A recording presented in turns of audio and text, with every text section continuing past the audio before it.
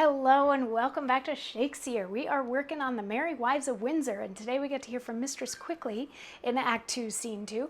Now, Mistress Quickly works for Dr. Caius. She is Anne Page's best friend, and if you remember a couple scenes ago, I know there's been a lot of information thrown at you, but when Mistress Ford and Mistress Page decided that they needed to take revenge on Falstaff for these horrible love letters that he had sent to them, they saw Mistress Quickly and were like, oh, she can help with this plot. So the three of them went away to plot how Mistress Ford and Mistress Page can get back at Falstaff.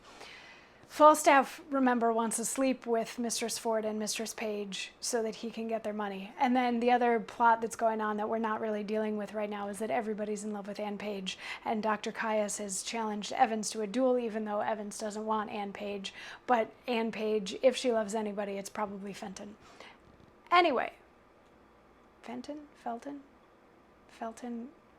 One of those is the Harry Potter guy. It's not him. Anyway, so in Act 2, Scene 2, which is where we are today, we had Falstaff talking to Pistol, who was asking for some money, and Falstaff was like, no way, I'm lending you money. But then Mistress Quickly comes in, and she goes through this whole, like, I need to speak to you, and can we speak somewhere private, and come a little closer to me, and a little farther away from them, like, we need to hush.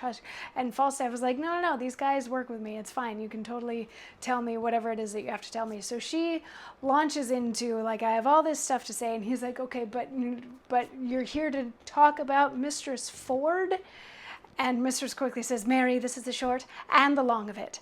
You have brought her into such a canary's as 'tis wonderful. The best courtier of them all, when the court lay at Windsor, could never have brought her to such a canary. Yet there has been knights and lords and gentlemen with their coaches, I warrant you, coach after coach, letter after letter, gift after gift, smelling so sweetly, all musk, and so rustling, I warrant you, in silk and gold, and in such allegiant terms, and in such wine and sugar of the best and the fairest that would have won any woman's heart, and I warrant you, they could never get an eye wink of her. I had myself 20 angels given me this morning, but I defy all angels in any such sort, as they say, but in the way of honesty, and I warrant you, they could never get her so much as a sip on a cup with the proudest of them all. And yet there has been earls, nay, which is more, pensioners. But I warrant you, all is one with her. So Mistress Quickly likes to chat. She's verbose. And what she's saying here, she's not really saying a whole lot. She's saying that a lot of people have tried to woo Mistress Ford, people of high status who have lots of stuff, you know, knights and lords and gentlemen, and they send her gifts and they send her letters and this and that and the other thing, all this kind of stuff. And she has never paid any of them any mind, is what she's saying. But this whole bit, she doesn't really give Falstaff any useful information. So at the end of it, he's like, but what does she say to me? Which is the same thing that the audience is thinking at this point. And Mistress Quickly goes on to say that Mistress Ford was somewhat taken with the letter, and she hopes to see Falstaff, and that her husband, Mr. Ford, will be away from the house between 10 and 11 tomorrow. Sort of hinting that Falstaff should come by between 10 and 11 tomorrow, which he's got an hour to try to woo her. Okay, that's a thing.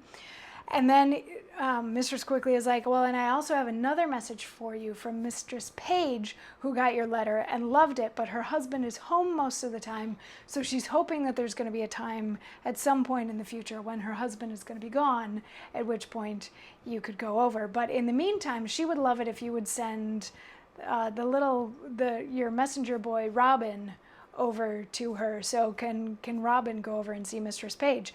And Falstaff is like, yeah, sure, that's fine. I'll go see Mistress Ford tomorrow between 10 and 11. Robin, go with her. So Robin and Mistress Quickly leave, and Pistol is sitting there the whole time. He's like, this is such a load of garbage. But Falstaff thinks that everything is falling into place for his whole plot. But then Bardolph is like, hey, there's this gentleman, Brooke, that would like to speak to you. And if you remember, Brooke is actually Mr. Ford, who wants to meet Falstaff because he doubts his wife's fidelity. So he wants to be like playing this from the other side. He knows that Falstaff is going to try to sleep with his wife, Mistress Ford, but he doesn't trust her. He wants to be able to get things from Falstaff's side without Falstaff knowing that he's the husband that's onto him. So he's pretending that he's Brooke in this. So Brooke comes in, and then we get to tomorrow's monologue. So we'll pick up from there tomorrow. I'll see you then. Mwah.